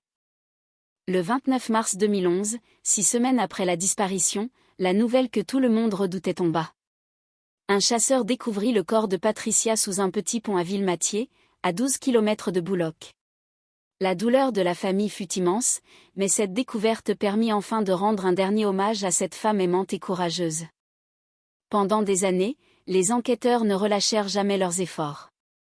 Ils vérifièrent 1400 voitures, effectuèrent 1600 tests d'identification par l'acide désoxyribonucléique et interrogèrent plus de 2000 personnes. C'est finalement en décembre 2013 qu'un nom émergea de la foule des suspects, Laurent Dejean. 31 personnes reconnurent l'homme au bonnet noir sur le portrait robot. Laurent Dejean était un homme fragile, instable, souffrant de troubles mentaux et connu pour ses accès de colère. Il possédait une Clio grise dont il s'était mystérieusement débarrassé peu après le crime. Malgré ses dénégations et ses versions changeantes, les éléments s'accumulaient. L'histoire de Patricia Bouchon ne fut pas seulement celle d'un fait divers tragique, mais celle d'une quête de vérité portée par l'amour d'un mari et d'une fille. Carline et Christian firent preuve d'une dignité exemplaire, organisant des marches blanches pour que personne n'oublie Patricia. Ils transformèrent leur peine en une force tranquille, rappelant à tous les valeurs de solidarité et d'humanité. La justice finit par suivre son cours, apportant des réponses là où il n'y avait que des questions. Le souvenir de Patricia reste vivant dans le cœur des habitants de Bouloc, non pas comme une victime, mais comme une femme qui aimait la vie, la course à pied sous les étoiles et le silence apaisant des matins d'hiver. Son histoire nous rappelle que même dans les ténèbres les plus profondes, la lumière de la vérité finit toujours par percer, portée par ceux qui refusent d'abandonner. Dans la douce quiétude du petit village de Bouloc, situé au nord-ouest de la ville de Toulouse, la vie semblait suivre un cours immuable et serein. C'est dans ce cadre bucolique, loin des rumeurs tumultueuses des grandes cités, que se dessine l'histoire de Patricia Bouchon, une femme dont la vie était empreinte de rituels et d'une discipline admirable. Chaque matin, alors que le monde est encore plongé dans les bras de Morphée, Patricia entame sa propre célébration de la vie et de la volonté. À 4h15 précises, sans un bruit pour ne pas troubler le sommeil de son époux Christian et de sa fille Carline, elle se lève. Ce moment de solitude est son sanctuaire. Elle se glisse à l'extérieur de la maison familiale, respirant l'air frais et vif de la nuit finissante. Pendant une demi-heure, elle court, ses pas résonnant doucement sur le bitume, une routine qu'elle chérit par-dessus tout et qu'elle ne raterait pour rien au monde. C'est un hymne à la persévérance, un instant de communion avec elle-même avant d'affronter les responsabilités de sa journée d'assistante dans un cabinet d'avocat. Cependant, le lundi 14 février 2011, jour où le monde célèbre l'amour pour la Saint-Valentin, le destin bascule. Patricia ne revient pas. Elle se volatilise, laissant derrière elle un vide immense et une multitude de questions. S'agit-il d'un accident malheureux ou d'une rencontre funeste sur les routes sombres de la campagne ? L'histoire de Patricia et Christian est celle d'un couple uni et sans histoire. Ils avaient quitté la région parisienne 3 ans auparavant pour chercher la tranquillité d'un milieu rural. Bouloc était pour eux le havre de paix idéal, un village paisible où les agressions violentes n'existaient que dans les récits lointains. Mais ce matin-là, à 5h45, Christian se réveille et constate l'absence de sa femme. Son inquiétude est immédiate car Patricia est une personne dont la vie est réglée comme une horloge. Elle est toujours là à 6h du matin. Angoissé, Christian prend sa voiture et parcourt les itinéraires habituels de Patricia, espérant l'apercevoir au détour d'un chemin. La pluie tombe, le froid hivernal et le brouillard accentuent son angoisse. Il ne trouve rien. Face à ce silence assourdissant, il se résout à contacter la gendarmerie. Les premières hypothèses évoquent un accident, peut-être une blessure due à une tendinite qui l'aurait immobilisé. Mais les hôpitaux de la région n'ont aucune trace d'elle. L'inquiétude se transforme en terreur quand les avis de recherche sont placardés partout dans le village. L'enquête est alors confiée à la section de recherche de Toulouse. Les gendarmes découvrent une femme aux multiples facettes, aimante mais parfois perfectionniste à l'extrême, souffrant de troubles obsessionnels compulsifs qui l'obligeaient à des rituels de propreté très stricts. Sa sœur Sandra et sa fille Carline évoquent un rapport fusionnel, des liens familiaux d'une force inouïe. La veille encore, elle s'était dit qu'elle s'aimait. Le dispositif de recherche est exceptionnel. Des hélicoptères survolent la zone, des plongeurs sondent les canaux, et des centaines de gendarmes fouillent les champs. Un tournant décisif survient lorsqu'un couple de retraités signale avoir entendu, entre 4h30 et 4h45 du matin, des cris de femmes suivis d'un silence pesant, puis la voix d'un homme répétant inlassablement des excuses avant de s'enfuir en voiture. Dans une impasse proche de la route départementale, les enquêteurs découvrent des indices déchirants, un élastique à cheveux, un piercing de nez, une boucle d'oreille et des traces de sang appartenant à Patricia. La violence de l'agression ne fait plus aucun doute. La procédure pour enlèvement et violence est déclenchée. Les soupçons se portent un temps sur le mari, Christian, mais il est rapidement mis hors de cause, son comportement et son emploi du temps ne révélant aucune faille. L'enquête rebondit grâce au témoignage d'un chauffeur-livreur qui affirme avoir croisé une Clio de première génération stationnée tout feu éteint ce matin-là, avec un homme au bonnet noir au volant. Un portrait robot est établi. Les recherches s'orientent vers un jeune éboueur aux habitudes singulières, mais la piste s'avère être une impasse. Le 29 mars 2011, 6 semaines après la disparition, la nouvelle tant redoutée tombe. Un chasseur découvre le corps sans vie de Patricia à 12 km de Bouloc, à Villematier. La joggeuse a été victime d'une agression d'une violence inouïe, mais elle s'est défendue de toutes ses forces. L'autopsie révèle des traces de strangulation et de multiples fractures, ainsi que des traces ADN masculines inexploitables car trop partielles. Malgré l'absence de preuves matérielles immédiates, l'enquête ne faiblit pas. Une marche blanche est organisée pour le premier anniversaire de sa disparition, rassemblant des centaines de personnes unies dans la douleur et l'espoir de justice. Les gendarmes vérifient 1400 voitures et effectuent 1600 tests ADN. Enfin, en décembre 2013, soit presque 3 ans après les faits, 31 personnes reconnaissent Laurent Dejean sur le portrait robot diffusé nationalement. Laurent Dejean est un homme à la personnalité complexe, souffrant de fragilités intellectuelles et de troubles psychiatriques, mais décrit par certains comme une personne attachante et cordiale. Il possédait une Clio dont il s'est mystérieusement débarrassé après le crime. Malgré ses dénégations constantes et ses versions changeantes, les témoignages s'accumulent. La quête de la vérité pour Patricia Bouchon devient un symbole de résilience pour toute une région. C'est l'histoire d'une famille qui refuse de baisser les bras, de gendarmes qui travaillent sans relâche pour honorer la mémoire d'une femme exemplaire, et d'une communauté soudée par la solidarité. Au-delà de la tragédie, ce récit met en lumière la force des liens familiaux et l'importance de la justice pour restaurer la dignité humaine. La vérité, si fragile soit-elle, finit toujours par se frayer un chemin à travers l'obscurité, portée par l'amour de ceux qui restent. Patricia Bouchon reste dans les mémoires non pas comme une victime, mais comme une femme courageuse, une mère aimante et une épouse dévouée dont la lumière continue d'éclairer le cœur de ceux qui l'ont connue. Son souvenir est un rappel constant que même dans les moments les plus sombres, la dignité et l'humanité triomphent toujours. Chaque pas de course qu'elle a fait sur les routes de Bouloc résonne comme un appel à la vie, à la force et à l'amour éternel.